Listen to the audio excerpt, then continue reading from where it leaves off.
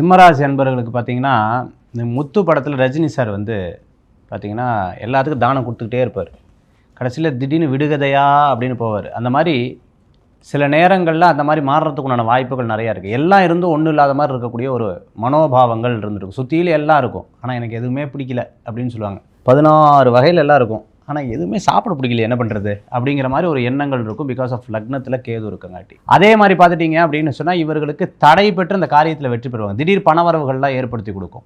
இவங்க கமிட்மெண்ட்ஸை தானாக உருவாக்கிடுவாங்க. நீங்கள் பார்த்தீங்கன்னா நிறைய கமிட்மெண்ட்ஸை தானாக உருவாக்குறதுக்குண்டான வாய்ப்புகள். இந்த அஷ்டம சனியில் தான் திருமணம் பண்ணுறது, அதே மாதிரி வீடு கட்டுறது, இல்லைன்னா ஏதேனும் ஒரு கமிட்மெண்ட் அவங்களா தானாக எடுத்து செயல்படுத்தக்கூடிய ஒரு சூழ்நிலைகள்லாம் இவங்களுக்கு வரத்துக்குண்டான வாய்ப்புகள் இருக்குது.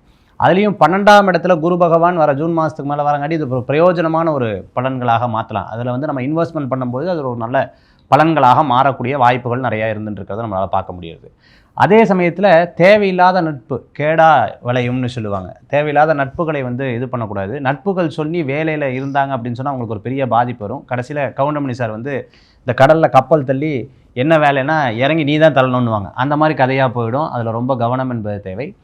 இந்த ஆண்டு பார்த்துட்டிங்கன்னா இவர்கள் வழிபடக்கூடிய தெய்வம் 2 தெய்வம். ஒன்று அருணாச்சலேஸ்வர் சிவபெருமான் வழிபாடு ரொம்ப விசேஷமான பலன்களை கொடுக்கும். பிள்ளையார் வழிபாடு விக்னஸ்தஸ்ய நஜாயத்தேன்னு சொல்லுவாங்க. விக்னங்கள் இருந்ததுன்னா அது எல்லாமே மாற்றக்கூடிய தன்மை. விநாயகர் வழிபாடு விசேஷ பலன்களை கொடுக்கும்.